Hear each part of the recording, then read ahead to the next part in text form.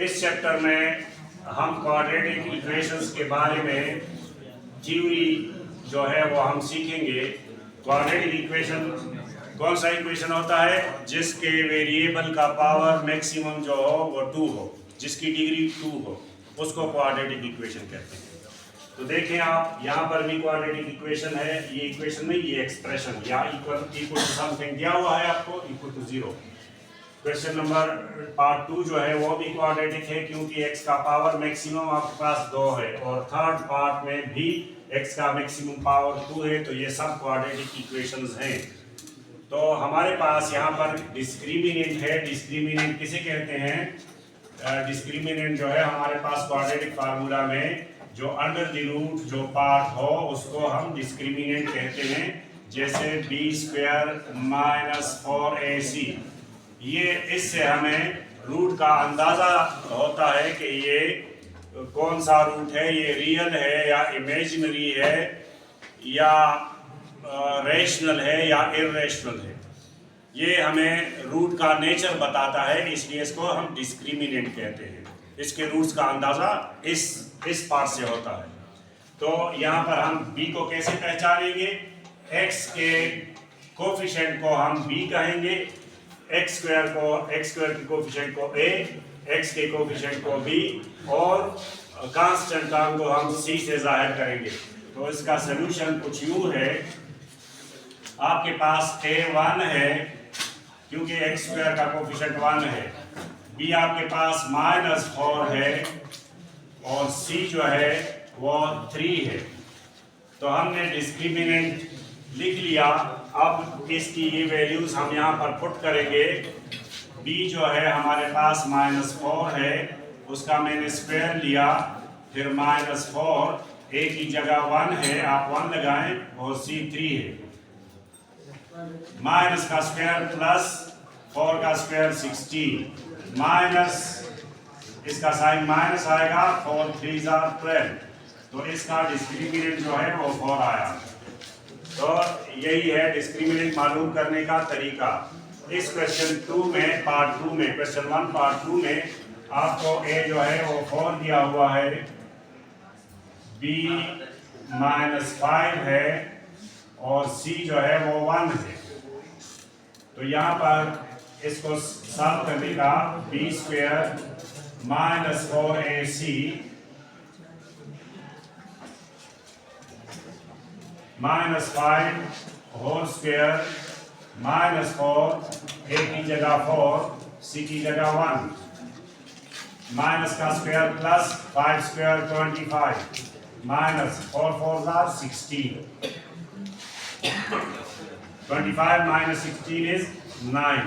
तो इसका discriminant equal to 9 आया, ये डिस्क्रिमिनेंट है। और यहाँ पर पार्ट 3 में हमारे पास a जो है वो 1 है, x² का कोफिशिएंट 1, b x का कोफिशिएंट b1 और कांस्टेंट टर्म b1 यानी c1। इस तरह इसका डिस्क्रिमिनेंट जो है b² - 4ac।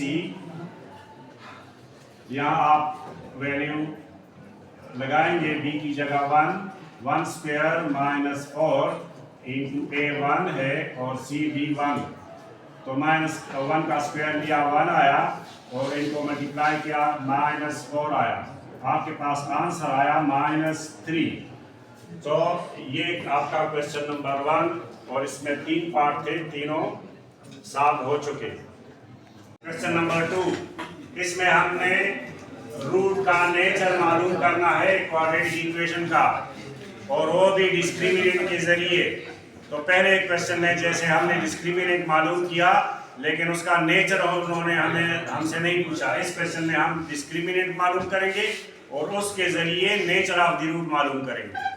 तो अगर आपके पास पहले ये 3 बातें इसके लिए जरूरी हैं, अगर डिस्क्रिमिनेंट आपका ग्रेटर देन 0 आ जाए, डिस्क्रिमिनेंट अगर ग्रेटर देन 0 आ जाए तो रूट होगा, रूट्स आर रियल, फिर रूट्स रियल होंगे, रियल एंड अनइक्वल। अगर डिस्क्रिमिनेंट बड़ा होगा 0 से, मतलब पॉजिटिव होगा, तो उसके रूट का जो नेचर होगा वो रियल होगा। Roots are real and unequal. अगर ये केस है। सेकंड केस क्या है?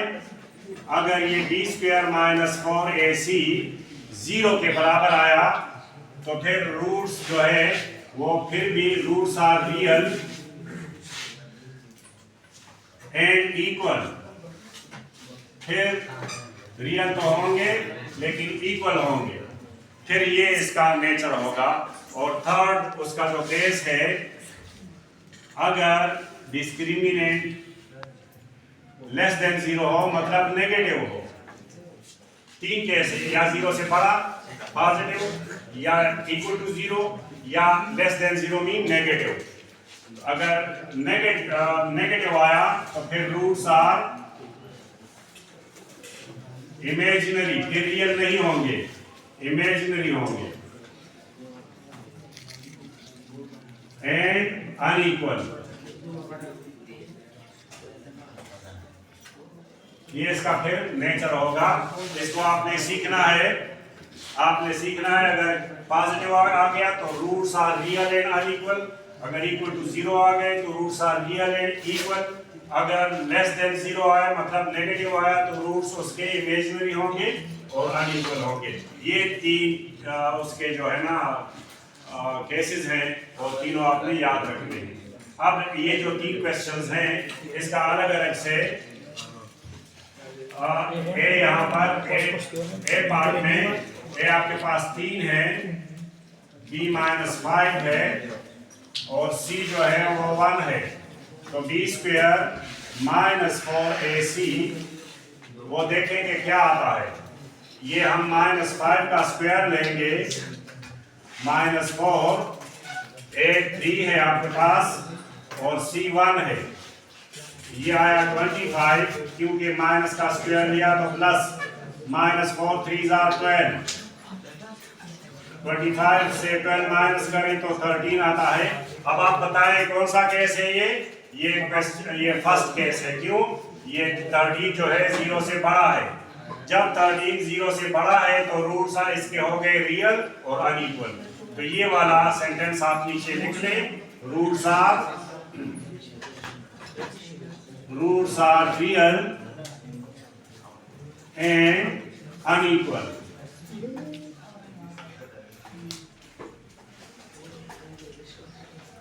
तो ये पहले सवाल का आपके पास जवाब आया। इसी तरह दूसरा जो सवाल है क्वेश्चन नंबर 2, उसमें क्या है? ए आपके पास 6 है, बी 1 है और सी माइनस 2 है। तो यहां पर दोबारा आप डिस्क्रिमिनेंट लिख लें, डिस्क्रिमिनेंट लिख लें। b जो है b1 है, 1 स्क्वायर माइनस 4, a 6 है और c माइनस 2 है। तो यहाँ पर 1 आया और माइनस माइनस प्लस, 4 6 24, 24 इंटू 2 48। अब यहाँ पर 1 प्लस 48, तो ये आपके पास 49 आया। 49 आया तो दोबारा आप देखें, b स्क्वायर माइनस 4ac जो है 49 फिर 0 से बड़ा है। तो पहला केस ये भी है, लेकिन इसमें और इसमें फर्क है। 13 जो है वो कंप्लीट स्क्वायर नहीं है, सिर्फ 0 से बड़ा है। और ये जो है ये 49 है, ये 0 से बड़ा तो है लेकिन स्पेशल केस है। ये क्या है इसमें स्पेशलिटी? चूंकि ये स्क्वायर है, स्क्वायर होगा तो रेशनल होगा। रियल के अलग से 2 पार्ट्स हैं, एक को रेशनल कहते हैं, एक को इररेशनल कहते हैं। तो इसका जो रूट होगा क्वेश्चन नंबर 2 का, वो roots are real unequal and rational. यहां पर रेशनल का इजाफा हो जाएगा इस केस में। ये जो केस 2 है इसमें आपका जवाब ये आया, उसमें तो सिर्फ रियल आया था और अनइक्वल आया था। इसमें रियल भी है, रेशनल भी रियल है, लेकिन स्पेशल केस है ये रियल भी है और रेशनल भी है। क्वेश्चन नंबर टू आपका पार्ट 2, क्योंकि ये 49 कंप्लीट स्क्वायर है। जब कंप्लीट स्क्वायर हो और 0 से ग्रेटर हो तो वो रियल भी होता है, और फिर रियल के बाद आपकी एक और पहचान जो कि इरेशनल है, रेशनल है। अब पार्ट 3 आपका आ गया, B square minus 4ac। Again आप लिख लें, यहां पर ए आपके पास 3 है, बी जो है वो 2 है, और सी 1 है। 2 स्क्वायर माइनस 4, ए की जगह 3 और सी की जगह 1। 4 माइनस 12 आया तो ये आपके पास नेगेटिव आया। नेगेटिव आया तो यहाँ पर देखें, B square minus 4ac less than 0 है, तो रूट्स आपके इमेजिनरी होंगे और अनइक्वल होंगे। रूट्स आर इमेजिनरी, इसके roots are imaginary and unequal. ये क्यों? जब आप क्वाड्रेटिक फार्मूला लिखते हैं और उसमें अंडर रूट, क्योंकि मैंने आपसे कहा ना ये क्वाड्रेटिक फार्मूला है, और ये उसका डिस्क्रिमिनेंट है, तो अंडर रूट के अंदर अगर माइनस आ जाए तो वो इमेजिनरी कहलाता है। इसलिए इसके रूट्स इमेजिनरी हो गए। और अनइक्वल, अनइक्वल क्यों? एक पॉजिटिव रूट होगा और दूसरा नेगेटिव रूट होगा। अगर ये 0 आ गया ये पोर्शन, तो फिर दोनों इक्वल आते हैं। ये अनइक्वल है, इमेजिनरी है, और इमेजिनरी क्योंकि है क्योंकि इसका under root negative. Under root के अंदर जब भी नेगेटिव हो आ जाए तो वो इरेशनल कहलाता है, इमेजिनरी। इस क्वेश्चन में आपको 3 पार्ट्स दिए गए हैं, और हर एक में एक अननोन है के, जिसकी वैल्यू हमने मालूम करनी है। और आपको दिया हुआ है कि रूट्स आर इक्वल। जब रूट्स इक्वल होंगे तो फिर आपको पता होना चाहिए कि बी स्क्वायर माइनस 4ac वो 0 के बराबर होना चाहिए। इस केस में रूट्स आर इक्वल, मतलब आपको ये दिया हुआ है। तो अभी देखें, ये हमारे पास इस केस में 1 है, बी के है, और सी जो है वो 9 है। अभी आप ए बी सी की वैल्यू यहाँ पर पुट करेंगे तो के की वैल्यू आ जाएगी के स्क्वायर, क्योंकि बी की जगह के है, माइनस 4, ए 1 है और सी 9 है, इक्वल टू 0। ये 0 क्यों है? क्योंकि वो कहते हैं कि रूट्स आर इक्वल। रूट्स इस केस में इक्वल होते हैं। तो के स्क्वायर माइनस 36 इक्वल टू 0, सो के square equal to 36 by taking root of both the sides, so k is equal to plus minus 6। तो k की वैल्यू आ गई प्लस 6 और माइनस 6। k प्लस 6 भी हो सकता है और माइनस 6 भी हो सकता है। ये नंबर 1 का k की वैल्यू आ गई। क्वेश्चन नंबर 2 पे आ जाए तो a की जगह 12 है, B जो है वो K है, और C 3 है। अब दोबारा हमें कहा गया है कि रूट्स आर इक्वल। रूट्स किस केस में इक्वल होते हैं? और जब डिस्क्रिमिनेंट 0 के बराबर हो तो रूट्स इक्वल होते हैं। B की जगह K स्क्वायर माइनस 4, 8 12, और C की जगह 3 0। के स्क्वायर माइनस 144, इसको आप मल्टीप्लाई करें, 4 3 12, 12 44। तो यहाँ पर के स्क्वायर इक्वल टू 144 आया। By taking root of both the sides तो के आया प्लस माइनस 12, तो के की वैल्यू ये आ गई। थर्ड पार्ट में ए आपके पास 1 है, b माइनस 5 है, और c k है।